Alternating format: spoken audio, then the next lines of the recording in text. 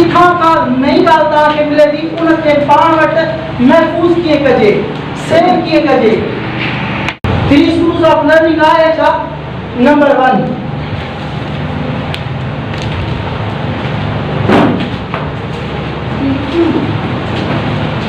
का बि शइ तव्हांखे सम्झ में अचे थी, का पॉइंट आहे, का शइ आहे त उनखे नोट डाउन ज़रूरु कयो। नंबर पहिरियों स्टेप, छो जो हीअं ट्रेनर या जेको तव्हांखे का शइ सिखण जे लाइ मिले थी, किथां का शइ तव्हांखे सिखण जे लाइ मिले थी, उहो तव्हां ॿुधंदो इंसान जो ज़हन आहे न, हर 24 घंटनि में अल्लाह ताला दिमाग़ में सिस्टम रखियो आहे, उहे शयूं विसरी वेंदियूं आहिनि। मिसाल ॾियां तव्हांखे, जेकॾहिं असांखे पोयां 25 साल गुज़ारिया आहिनि, 20 साल गुज़ारिया आहिनि, सभु शयूं दिमाग़ में न हुजनि, दिमाग़ फाटी पवे।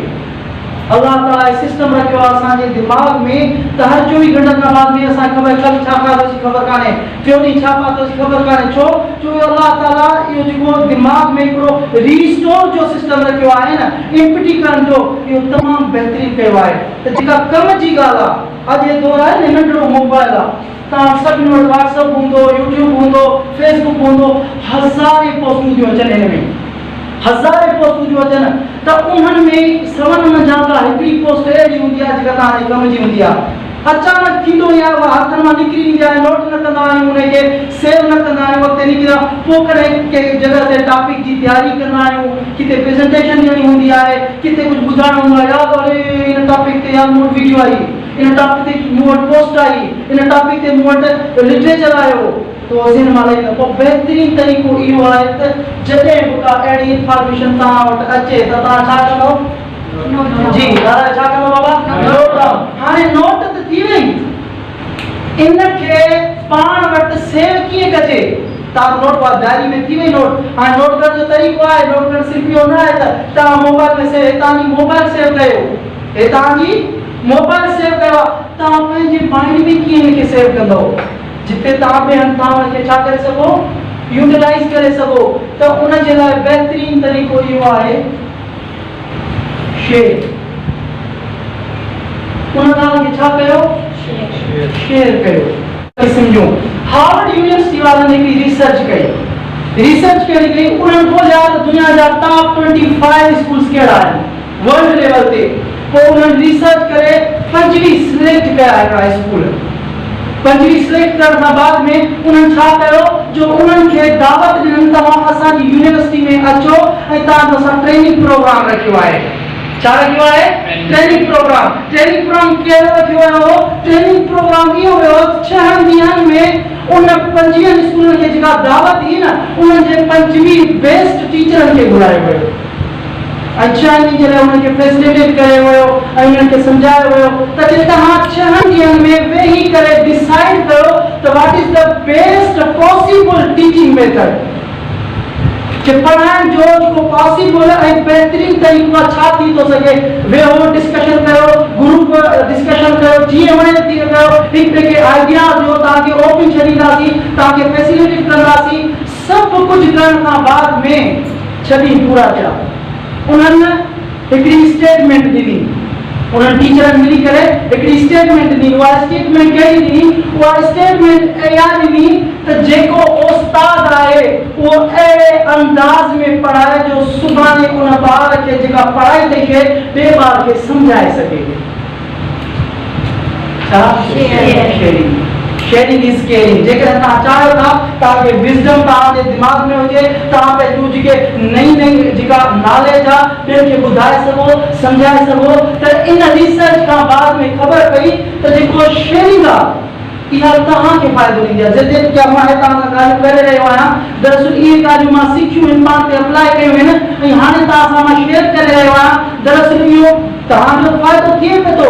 दरअसल मां नोट थियण इहे शयूं ऐं मां इहा शेयरिंग करे रहियो आहियां। दरअसल मां पंहिंजे जेका मेमरी आहे, मुंहिंजी दिमाग़ जी हार्डवेयर आहे, इन में हिनखे छा पियो थो वञा इंस्टॉल या सेव थींदी थी वञे, इहो विज़डम सेव थींदो थो वञे।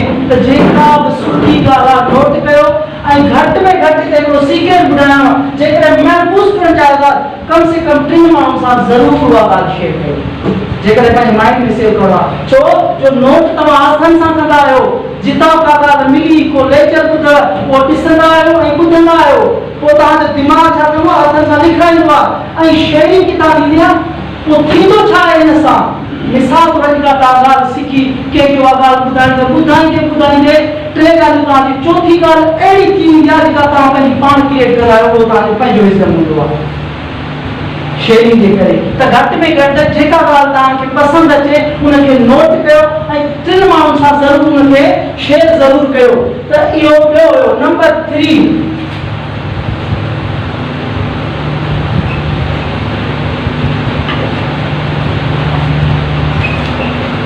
छा लिखियो आहे बाबा कहिड़ी जो मास्टर लिखंदा टीचर रे मोकिली एप्लीकेशंस मीन्स जेके शयूं तव्हां सिखियूं घटि में घटि पाण ते अप्लाई कंदा कयो एप्लीकेशन कंदा कयो जेको सिखो था न कम से कम मिसाल जा तव्हांखे त का ॻाल्हि सुठी तव्हां सिखी आहे तव्हां नोट कई वरी ॿियो स्टेप तव्हांखे ॿुधायो बाबा कि शेयर बि कयो तव्हां शेयर बि कई ठीकु आहे टियों स्टेप तव्हांखे छा आहे तव्हां सोचो मिसाल जा कई माण्हू चवंदा आहिनि न त यार इंग्लिश न सिखी सघंदो इंग्लिश न ॻाल्हाए सघंदो टीचिंग न करे सघंदी इहे माण्हू छा कंदा आहिनि तव्हांखे डिस्टर्ब कंदा आहिनि तव्हांखे परेशान कंदा आहिनि घटि में घटि उहा शइ जेका माण्हू तव्हांजे लाइ चवनि पिया तव्हां साबित करण लाइ ट्राई करे ॾिसो माण्हुनि खे चवण ते न वञो छो जो माण्हू कनि तव्हांजी लाइफ में जेके सोसाइटी में माण्हू न 99% उहे माण्हू अथव जेके तव्हांखे हमेशह डिग्रेड कंदा आहिनि तव्हांजी बेइज़ती कंदा आहिनि हमेशह तव्हांजे हौसले खे पस्त कंदा आहिनि हिकिड़ो तव्हांजी लाइफ में अहिड़ो हिकिड़ो पर्सन माण्हू हूंदो तव्हांजी फैमिली में हूंदो तव्हांजे टीचर्स में हूंदो तव्हांजे फ्रेंड सर्कल्स में हूंदो